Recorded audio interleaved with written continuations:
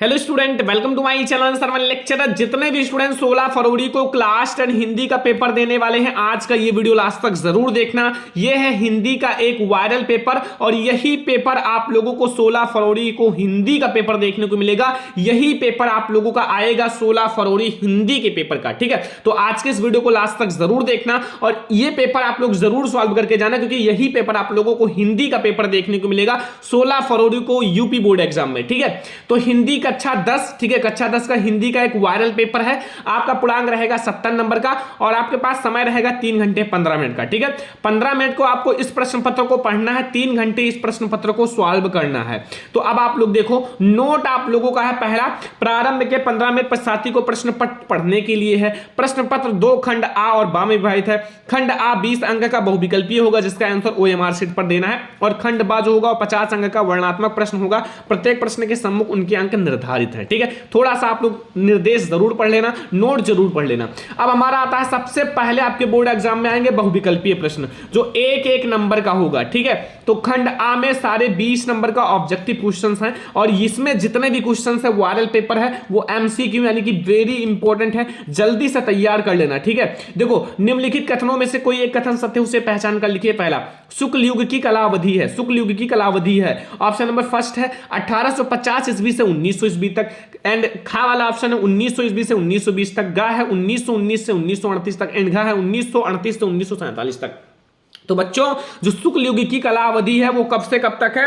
1919 से 1938 तक। गा वाला ऑप्शन हमारा बिल्कुल सही है कि 1919 से 1938 तक। ठीक है, पहला क्वेश्चन तैयार हो गया। तो आप लोग अगला क्वेश्चन देखो, देखो लिखा हुआ है छायोत्तर युग के प्रमुख कवि का नाम बताना है। छायोत्तर युग के प्रमुख कवि का नाम बताना 1 मार्क्स का क्वेश्चन है। जल्दी जल्दी आप ये सारा क्वेश्चन पढ़ लो क्योंकि बहुत ही कम समय है। ठीक है, रामधारी सिंह दिनकर, डॉक्टर नागेंद्र, राम चंद्र शुक्ल या फिर अध्यापक पूर्ण सिंह। तो बच्चों जो छायोत्तर युग के प्रमुख कवि का नाम है वो है हमारे रामधारी सिंह दिनकर। कौन है? रामधारी सिंह दिनकर जी हैं, यानी कि ऑप्शन नंबर का जो है बिल्कुल सही है, रामधारी सिंह दिनकर। ठीक है, अगला क्वेश्चन, क्वेश्चन नंबर 3 देखो कि भगवत शरण उपाध्याय द्वारा रचित निबंध कौन सा? 1 नंबर का ऑब्जेक्टिव है। भगवत शरण उपाध्याय द्वारा जो रचित निबंध है वो कौन सा है? ठूठा आम, ठेले पर हिमालय, नदी के द्वीप या दृष्टिकोण। तो बच्चों भगवत शरण उपाध्याय द्वारा जो रचित निबंध है वो ठूठा आम है। कौन सा है? ठूठा आम। ठीक है, ठूठा आम जो है भगवत शरण उपाध्याय द्वारा रचित निबंध है। रस मीमांसा के लेखक हैं, 1 नंबर का ऑब्जेक्टिव है। रस मीमांसा के लेखक आचार्य रामचंद्र शुक्ल जी हैं या गुलाब राय हैं, भगवत शरण उपाध्याय या जयप्रकाश भारती। रस मीमांसा के रचनाकार कौन है? तो आचार्य रामचंद्र शुक्ल। सारे बहुत ज्यादा इंपॉर्टेंट है, फटाफट से तैयार कर लो, समय बहुत ही कम है। अगला है शुक्ल युग के प्रमुख इतिहासकार हैं। शुक्ल युग के प्रमुख इतिहासकार कौन है? डॉक्टर नागेंद्र, हजारी प्रसाद द्विवेदी, बाबू गुलाब राय या इनमें से कोई नहीं। शुक्ल युग के प्रमुख इतिहासकार कौन है? बाबू गुलाब राय। बाबू गुलाब राय, गा वाला ऑप्शन हमारा बिल्कुल सही है। अगला देखो 6 नंबर क्वेश्चन कि निम्न में से आधुनिक काल की विशेषताएं कौन सी है? 1 मार्क्स का ऑब्जेक्टिव है। आधुनिक काल की विशेषताएं कौन सी है? जीवन की यथार्थ की प्रधानता, बौद्धिकता की प्रधानता या का और ठा दोनों या मुक्तक काव्य की प्रधानता। तो बच्चों इसमें हमारा कौन सा ऑप्शन सही होगा? क्वेश्चन नंबर 6 में जीवन के यथार्थ की प्रधानता और बौद्धिकता की प्रधानता, यानी कि हमारा का और खा दोनों सही है। का और खा दोनों सही है। ठीक है, अगला है साकेत महाकाव्य के रचनाकार कौन है? साकेत महाकाव्य के रचनाकार कौन है? मैथिली शरण गुप्त, जयशंकर प्रसाद, नागार्जुन या हरिवोध। तो बच्चों जो साकेत महाकाव्य है उसके रचनाकार कौन है? सारे स्टूडेंट को पता होगा, इन सारे क्वेश्चंस को पढ़ाया भी गया है। तो साकेत महाकाव्य के मैथिली शरण गुप्त जी हैं। कौन है? मैथिली शरण गुप्त जी, यानी कि का वाला ऑप्शन हमारा बिल्कुल सही है कि साकेत महाकाव्य के जो रचनाकार हैं वो मैथिली शरण गुप्त जी हैं। एक एक नंबर आपके लिए बहुत ज्यादा इंपॉर्टेंट है। प्रगतवादी युग की 2 विशेषताएं कौन सी हैं? प्रगतवादी युग की 2 विशेषताएं, सौंदर्य भावना, करुणा तथा नैस्य की भावना, मानवतावादी प्रवृत्ति या फिर विद्रोह एवं क्रांति की भावना। 2 विशेषताएं बतानी है क्वेश्चन नंबर 8 में। तो इसमें हमारा बच्चों गा और घा दोनों है। मानवतावादी दृष्टिकोण, ठीक है, मानवतावादी प्रवृत्ति और विद्रोह एवं क्रांति की भावना, यानी कि गा और घा दोनों है बच्चों, क्योंकि हमें 2 विशेषताएं बतानी है। तो 2 आप लोगों को पता चल गया। कहीं कहीं गा और घा ऑप्शन में लिखा रहता है साथ में, तो कोई दिक्कत नहीं, कुछ भी आपका हो सही करना। निम्न में से रीति काल के 2 प्रमुख कवि का नाम। रीति काल के दो प्रमुख कवि का नाम बताना है बच्चों, पद्माकर, बिहारी, विकल्पकार, खादोनों या सूरदास। तो बच्चों जो रीति काल के प्रमुख दो कवि हैं वो कौन है? पद्माकर भी हैं, बिहारी भी हैं। तो ऑप्शन का और खा दोनों हो जाएगा। गा वाला ऑप्शन हमारा बिल्कुल सही है। इस पेपर में जितने भी क्वेश्चन है बच्चों जल्दी से तैयार कर लो, ये वायरल पेपर है। 16 फरवरी को जाओ और हिंदी के पेपर में छाप के चले आना, ठीक है। 95% आपका कहीं नहीं गया है, ठीक है। अगला देखो, ललित ललाम के रचयिता हैं। ललित ललाम के रचयिता कौन है? पद्माकर, मतीराम, भूषण या बिहारी। ललित ललाम के रचयिता कौन है? तो मतीराम जी हैं। कौन है? मतीराम। ऑप्शन नंबर खा वाला बिल्कुल सही है कि ललित ललाम के रचयिता मतीराम है। 1 नंबर का ऑब्जेक्टिव है, तुरंत आपको दे देगा, ठीक है। लिखा हुआ है, हंसी हंसी भांजे देख दूल्हा दिगंबर को और पाहुनी जे आमई हिमालय की उछाल में। निम्न में कौन सा रस है बच्चों? इसमें हंसी हंसी का बात किया गया है, यानी कि हंसना, और हंसने का मतलब होता है क्या? श्रृंगार रस। नहीं, श्रृंगार रस का मतलब होता है श्रृंगार करना, ठीक है, सजना संवरना। करुण रस का मतलब क्या होता है? गुस्सा आना, ठीक है, या फिर किसी चीज का, अपनी मन चाही चीज का नष्ट होना, तो अंदर से जो शोक उत्पन्न होना। वीर रस का मतलब होता है वीर, जब कोई चीज लड़ा जाता है तो अपने अंदर जो वीरता का भाव उत्पन्न होता है। हास्य रस का मतलब होता है हंसना, हंसी हंसी यानी कि हंसना, और हास्य रस का स्थायी भाव ही होता है हास्य, और हास्य का मतलब होता है हंसना। तो गा वाला ऑप्शन हमारा बिल्कुल सही है। समझ कर जाना, एक भी क्वेश्चन छोड़कर मत आना।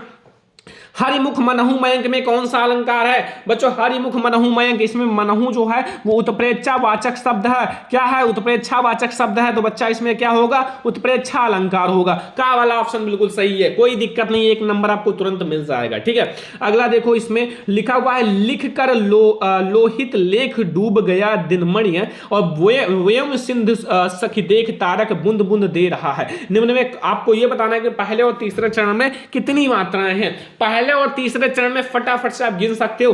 इसमें 1 है, 1 है, 1 है, 1 है, यानी कि 4 मात्राएं, यानी कि 2, 6, 7, 8 एंड 9, 10, 11 मात्राएं हैं। और तीसरे चरण में कितनी है? ये हमारा पहला चरण, दूसरा चरण और यहाँ तीसरा, ठीक है। यहाँ व्योम है, यानी कि 2 है, 1 है, 2 एंड 1, 3, 4, 5, 6, ठीक है, 7, 8, 9, 10, 11, ठीक है। 11 मात्राएं बच्चों, 11 मात्राएं। का वाला ऑप्शन सही है, 11 मात्राएं हैं, ठीक है। समझ में आ गया। अगला क्वेश्चन देखो, सुदर्शन शब्द में उपसर्ग है। सुदर्शन शब्द में उपसर्ग है निर, सु, ऐसा, हृदय या आ। तो बच्चों सुदर्शन में है सु, आगे क्या लगा हुआ? सु, तो सुदर्शन में सु उपसर्ग है। अगला घबराहट शब्द में प्रत्यय है। घबराहट शब्द में प्रत्यय, घबराहट के पीछे क्या लगा हुआ है बच्चा? आहट, और आहट का मतलब क्या होता है? पीछे जुड़ना। प्रत्यय का मतलब होता है पीछे जुड़ना, तो आहट लगा हुआ है। तो बच्चों यहां और हावटा हट भी लगा हुआ है, चाहे आहट कहो या फिर हावटा हट कहो, दोनों लगा हुआ है, तो फिर हट हमारा सही हो जाएगा। का वाला ऑप्शन सही है बच्चों, हट, ठीक है। अगला देखो, एंड भवानी शंकर में समास है।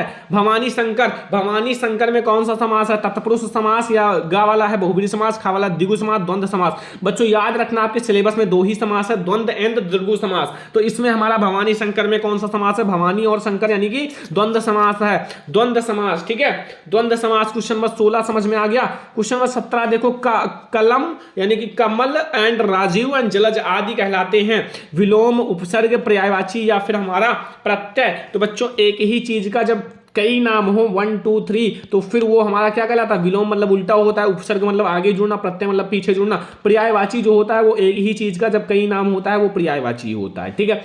प्रत्येकम शब्दी का संधि विच्छेद है। प्रति एकम संधि का संधि विच्छेद 1 नंबर है।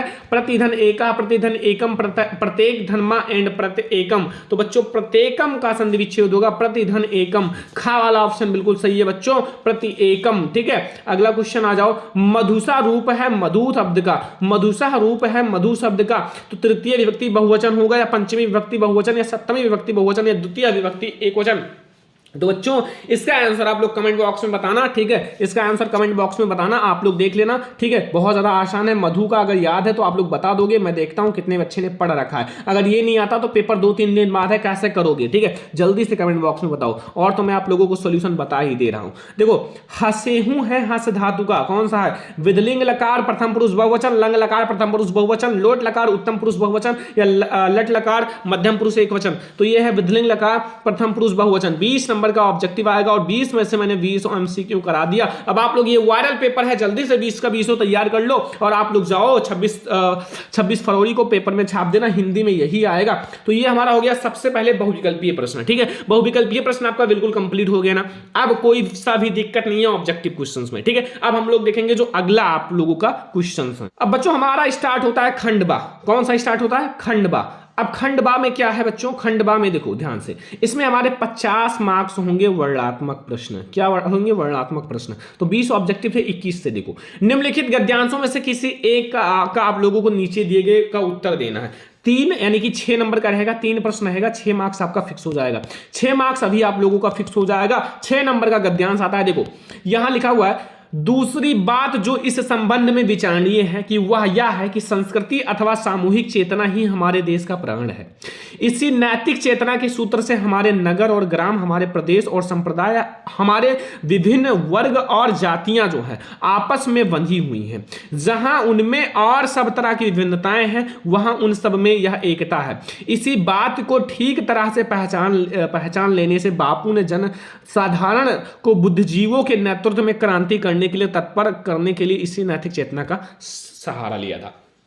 3 क्वेश्चन आएंगे बोर्ड एग्जाम में। पहला देखो, प्रस्तुत गद्यांश का संदर्भ लिखो, रेखांकित अंश की व्याख्या करो, क्रांति के लिए बाबू किसका सहारा लिया था। देखो तो बच्चों ये हमारा है भारतीय संस्कृति चैप्टर से। किस चैप्टर से बच्चों? भारतीय संस्कृति चैप्टर से है। ठीक है, भारतीय संस्कृति चैप्टर से है। तो भारतीय संस्कृति चैप्टर से है और जिसके लेखक कौन है? डॉक्टर राजेंद्र प्रसाद। डॉक्टर राजेंद्र प्रसाद, जल्दी से आप लोग लिख लो। और ये आप लोगों का 2 नंबर का जो संदर्भ है वो खत्म हो गया।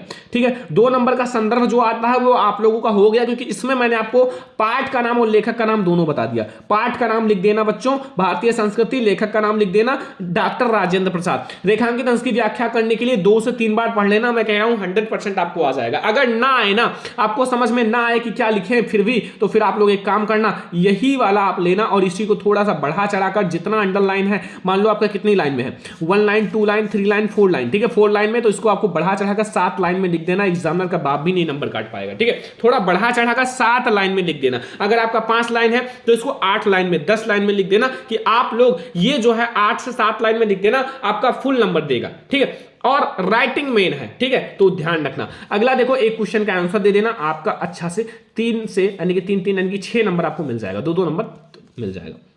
अब अगर आपको ये नहीं आता तो ये करो, हे भगवान तब के लिए विपद के लिए इतना आयोजन, परम पिता की इच्छा के विरुद्ध इतना साहस, परम पिता क्या भीख नहीं मिलेगी? क्या कोई हिंदू भूपृष्ठ पर जीवित नहीं बचा रह जाएगा जो ब्राह्मण को 2 मुट्ठी अन्न दे सके?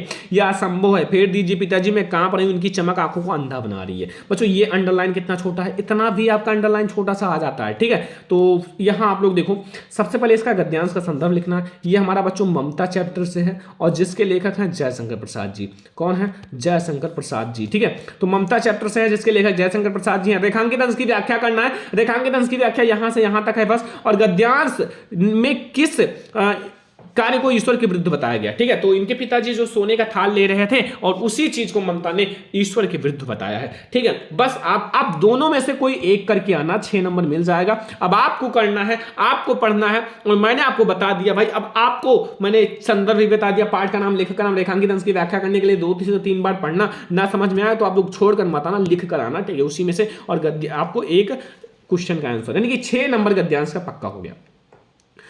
अब आ जाओ बच्चों पद्यांश पर। निम्नलिखित पद्यांशों में से किसी एक का आंसर देना, 6 नंबर। ठीक है, पहला लिखा हुआ है, ऊधव मोहि बरस बिसरत नाही, वृंदावन गोकुल वन उपवन सघन कुंज की छाही, प्रातः समय माता जुसुमत अरु नंद देख सुख पावत, माखन रोटी दही सजावे अटहित साथ खवावत, गोपी ग्वाल बाल के संग खेलत, सब दिन हसत सिरात एंड सूरदास धनी धनी ब्रजवासी जिन्हों हित दुपात। ठीक है, ये सूरदास जी इसके रचयिता है बच्चों और इसके जो पद वाले चैप्टर से है और इसके जो कवि हैं वो सूरदास जी हैं। कौन है? सूरदास। अब बच्चों बस यहां देखो, कभी कभी अंडरलाइन भी आ जाता है। मान लो ये 2 लाइन अंडरलाइन कर दिया, आएगा बोर्ड एग्जाम में। अगर 2 लाइन अंडरलाइन कर लिया तो 2 लाइन आपको व्याख्या करना है। नहीं, और एक बात और है, कभी कभी पूरे का व्याख्या करना पड़ता है। जैसे इसमें इस पेपर में पूरे का व्याख्या करना है। ठीक है, ये ध्यान रखना। सबसे पहले आपको लिखना है प्रस्तुत संदर्भ का, आपको संदर्भ और व्याख्या लिखना है। जो प्रस्तुत पद्यांश है इसका संदर्भ लिखना है, व्याख्या लिखना है, 2 नंबर मिल जाएगा। ठीक है, अगला, श्री कृष्ण किसके ध्यान में खो गए थे 2 नंबर, और वृंदावन गोकुल वन उपवन संगम कुंज की छाई से क्या आस है 2 नंबर।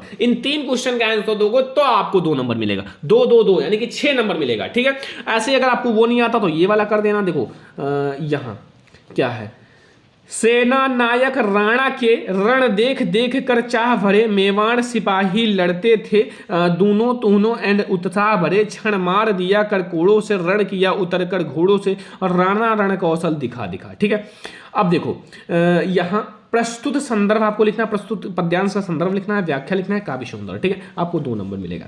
क्षण मार दिया कर कोणों से पंक्ति में निहित भाव बताना है। राणा रण कौशल में कौन सा अलंकार है, इसमें राणा कई बार आ गया ना, तो बच्चों ये आपको 3 क्वेश्चन का आंसर देना, आपको तुरंत नंबर मिल जाएगा। ठीक है, अब आप लोग इसको फटाफट से सॉल्व कर लो, आपके पास समय है अभी, आप लोग इसको जल्दी से सॉल्व कर लो। ठीक है, मैं आपको जल्दी जल्दी बता दे रहा हूं कि आप लोग इनको जल्दी से तैयार कर लो। ठीक है, तो ये आप लोग समझ में आ गया। जीवन परिचय मैं बता देता हूं 100% आएगा, यही जल्दी से आप लोग पढ़ लो। देखो यहां आप लोग कर देना राजेंद्र प्रसाद जी को। ठीक है, यहां आप लोग डॉक्टर राजेंद्र प्रसाद कर देना, या फिर आप इसी दोनों को ही याद कर लेना, इससे बाहर नहीं आएगा। 100% बता रहे हैं जीवन परिचय में 5 नंबर आपका फिक्स हो जाएगा। बस ये 2 जीवन परिचय याद कर लो। निम्नलिखित लेखकों में से किसी एक का जीवन परिचय, उनकी रचनाएं लिखना है। बस जयशंकर प्रसाद और रामचंद्र शुक्ल जी का जीवन परिचय याद कर लो, कोई नहीं रोक सकता। यह 100% रिकॉर्ड तोड़ चुका है बोर्ड एग्जाम में आने का। भगवत शरण उपाध्याय का आप छोड़ दो। ठीक है, तीनों में से किसी एक का लिखना है, बस इन्हीं 2 में से एक तैयार कर लो, दोनों तैयार कर लो, दोनों में से कोई एक लिख कर आना। ठीक है, 5 नंबर आपका कहीं नहीं गया, और ऑलरेडी मैंने पढ़ा भी रखा है। और आप लोग यहां कवियों में से किसी एक कवि का जीवन परिचय लिखना है, कवि में से। अब आपको रचनाएं भी लिखना है। आप लोग सूरदास तुलसीदास जी का तैयार कर लो, कोई नहीं रोक सकता। ठीक है, सूरदास और तुलसीदास जी का। ठीक है, सूरदास और तुलसीदास जी का, और सुमित्रा नंदन पंत का तैयार करो, या फिर महादेवी वर्मा, कम से कम 3 तैयार करना पड़ेगा। तो सूरदास, सुमित्रानंद, सुभद्रा कुमारी चौहान, किसी एक को लिखना है बच्चों। तो सूरदास, तुलसीदास और इनको सुमित्रा नंदन को तैयार कर लो, आपका 5 नंबर आपका कवि में फिक्स हो जाएगा। ठीक है, 5 नंबर लेखक में, 5 ही नंबर कवि में। ठीक है, अगला देखो, अब संस्कृत में आ जाओ। देखो बच्चों, निम्नलिखित संस्कृत गद्यांशों में से किसी एक का संदर्भ सहित व्याख्या कीजिए। 5 नंबर का आरक्षका। ठीक है, श्रीमान आश्यम अति चंद्रशेखरा अयम राजद्रोहा गत दिने अनेह संयमदम सभ्यम एक्सा आकक्षम दुर्गम मत्सनागे प्रचंडम प्राकिच योन आहत। ठीक है, अब यहाँ आप लोग इसको पढ़ लेना, ये हमारा चंद्रशेखरा चैप्टर से। और एक बात याद रखना, ठीक है, चंद्रशेखरा चैप्टर से, चंद्रशेखरा से कम आता है, वाराणसी चैप्टर से बहुत ज्यादा आता है। ठीक है, ये आपका वायरल पेपर हो सकता है कि यही आ जाए, और आप लोगों का भारतीय संस्कृति चैप्टर से आता है, वीरा के पूज्यते, उससे क्वेश्चंस आते हैं, तो ये तैयार कर लेना। और इसी में से दूसरा भी दे दिया गया है, ये देखो अथवा लगा होगा, आई होप यहाँ अथवा आप लोगों का ये दूसरा यही से अलछेंद्रा से ही है। ठीक है, दूसरा भी इसी से है। ठीक है, दूसरा भी इसी से है, तो कोई एक करके आना है। 5 नंबर आपको मिल जाएगा। वाराणसी चैप्टर जल्दी से तैयार कर लो, उसी से आएगा। ठीक है, अभी मैं आपको बता दिया हूं। और ये दोनों, ठीक है, ये दोनों जल्दी से तैयार कर लो। निम्नलिखित पद्यांशों में से किसी एक का संदर्भ अनुवाद लिखना है। 5 नंबर का, सर्वे भवन सुखना, सर्वे संतन, सर्वे बदान पश्चिम माँ का सीता दुख बागा वेद, कोई एक आपके बोर्ड एग्जाम में ये आपको लिख कर आना है। 5 नंबर का पद्यांश आएगा, कोई संदर्भ लिखो, व्याख्या लिखो, अच्छे से आपको नंबर फुल मिलेगा। या फिर मंगलम मरणम मंगलम यत्र विभूषणम एंड कैप्सिन यत्र कैसम सह काशी केन महमीयते। ठीक है, किसी दोनों में से कोई एक करके आना है। 5 नंबर फिक्स हो जाएगा। 5 नंबर गद्यांश, 5 नंबर संस्कृत पद्यांश, 10 नंबर आपका बिल्कुल फिक्स हो जाएगा। तो जो चीजें मैंने बताया है जल्दी से तैयार कर लो, अगर आपको बोर्ड एग्जाम में 95 फोड़ कराना है तो। ठीक है, यहां देखो, अपनी पाठ्य पुस्तक में से संस्कृत खंड में से कोई एक श्लोक लिखना है। ठीक है, 3 नंबर आपको मिल जाएगा। कोई एक श्लोक लिख दो, 3 मार्क्स आपको मिल जाएगा। 3 नंबर के लिए आपको 1-2 लाइन का श्लोक लिखना है बस। जैसे आप लोग लिख सकते हो, सर्वे भवन सुखना, सर्वे संतु निर्मला, सर्वे बदान पश्चिम माँ का सीता दुख बागा भवेत्। अब ये पेपर में आया है तो इसको मत लिखना भाई, कोई दूसरा लिख देना, मंगलम वर्णम। ठीक है, ऐसे आप कोई एक लिख देना। तो ये आप लोगों का हो गया बच्चों श्लोक। आगे देखो क्या है आगे। अब देखो यहां कोई एक आपको 2 क्वेश्चन का आंसर देना, 4 नंबर मिलेगा। निम्नलिखित में से किन्हीं 2 प्रश्नों का उत्तर दो। गीत्या का आसीत चंद्रशेखर किम आकथत कुत्र लोभयम अनुवातराम शीघ्रतम किम या अस्त्रम मित्रम का भवती। ठीक है, तो ये कोई 2 का देना है, 4 नंबर मिल जाएगा। अब ये तो आप लोगों को बहुत सारे का मैंने पढ़ा रखा है। ठीक है, 20-25 मैंने इंपॉर्टेंट पढ़ाया था, और उसी में से ही आया भी है बोर्ड एग्जाम में, देख लो। ठीक है, तो अब आप लोग तैयार कर लेना। 20-25 जो भी है मोस्ट इंपोर्टेंट पढ़ा रखा है, देख लेना, तैयार कर लेना, क्योंकि अब आप लोगों के पास समय कम है और आपको तैयारी अच्छे से करनी है। तो अब आप लोग उसको जरूर तैयार कर लो बोर्ड एग्जाम में, अगर अच्छे मार्क्स लाना है तो। अब देखो यहां निम्नलिखित विषयों पर निबंध, 9 नंबर का निबंध, 9 नंबर का निबंध अगर आप लोगों को फिक्स करना, मैंने ऑलरेडी वीडियो बना दिया, अगर आप और भी चाहिए तो फिक्स करने के लिए बस आप लोग कमेंट कर देना, फिर से आ जाएगा वीडियो। छात्र के लिए पुस्तकालय की उपयोगिता, विज्ञान वरदान या वन महोत्सव, योग शिक्षा आवश्यकता और उपयोगिता, बेटी बचाओ बेटी पढ़ाओ। देखो 5 है। और प्रदूषण की समस्या तथा समाधान ये तैयार करना, इसमें से आप कुछ ये जो है इसको छोड़ सकते हो, ठीक है। और आप लोग प्रदूषण की समस्या तथा समाधान, बेरोजगारी पर, इस पर दोनों पर जरूर तैयार करना। बेटी बचाओ बेटी पढ़ाओ इंपॉर्टेंट है, वन महोत्सव इंपॉर्टेंट है, विज्ञान वरदान है, भी सब इंपॉर्टेंट है। तो मैंने बता रखा है, वहीं में से आया है बोर्ड एग्जाम में, 9 नंबर आपका फिक्स हो जाएगा। देखो आप लोग निबंध बढ़िया से लिख कर आना, 3 से 4 पेज कम से कम लिख कर आना। 9 नंबर पाने के लिए 3 से 4 पेज अच्छे से लिखना पड़ेगा। हेडिंग वगैरह अच्छे से ध्यान रखना भाई, 9 नंबर का बात है, हेडिंग अच्छे से डालना और उसको अंडरलाइन कर लेना। प्रस्तावना, तो सबसे पहले रूपरेखा जरूर लिखना, ठीक है, रूपरेखा जरूर लिखना, प्रस्तावना जरूर लिखना, लास्ट में उपसंहार जरूर लिखना, क्योंकि ये सब मेन है निबंध का। प्रस्तावना, उपसंहार, रूपरेखा देखकर एग्जामिनर 9 में 9 नंबर देकर चला जाता है, ठीक है, तो ये ध्यान रखना। खंड काव्य बच्चों हर एक जिले का अलग अलग है, मैं क्या बताऊं, हम हैं भैया गोंडा जिले से, तो गोंडा जिले में जो खंड काव्य आता है वो कौन सा आता है, तो वो खंड काव्य आता है बच्चों शायद, हाँ सुभाष नहीं आता, ज्योति जवाहर खंड काव्य आता है। कौन सा, ज्योति जवाहर खंड काव्य आता है बच्चों, ज्योति जवाहर खंड काव्य, ठीक है। तो अब आप लोग ये खंड काव्य कोई सा भी तैयार कर लेना। ज्योति जवाहर खंड काव्य हमारे इधर गोंडा जिले में आता है, तो ज्योति जवाहर भैया मैंने पढ़ा रखा है, ठीक है। और कोई खंड काव्य चाहिए तो कमेंट कर देना, ठीक है। तो ये है क्लास 10 हिंदी का एक वायरल पेपर, जल्दी से आप लोग ये पूरा पेपर तैयार कर लो, वरना बोर्ड एग्जाम आप लोगों का यहीं से आप लोगों का पेपर बनेगा, ठीक है। ये आप लोग जल्दी से तैयार कर लो, जितना क्वेश्चन मैंने बताया है सारे ऑब्जेक्टिव इंपॉर्टेंट, गद्यांश पद्यांश संस्कृत का एंड श्लोक सब कुछ। तो आज की इस वीडियो को सारे बच्चे लाइक कर देना और शेयर जरूर कर देना, ठीक है। और अगर आप लोग चैनल पर नए हो तो सब्सक्राइब जल्दी से कर लो, ऐसे और भी सब्जेक्ट का वीडियो लाया जाएगा, हर एक सब्जेक्ट का पेपर आएगा, जल्दी से सब्सक्राइब करके रखो, सब्सक्राइब करके रखो ताकि सबसे पहले आप देख सको। तो चलो फिर मिलते हैं नेक्स्ट इंपॉर्टेंट वीडियो में, तब तक के लिए धन्यवाद।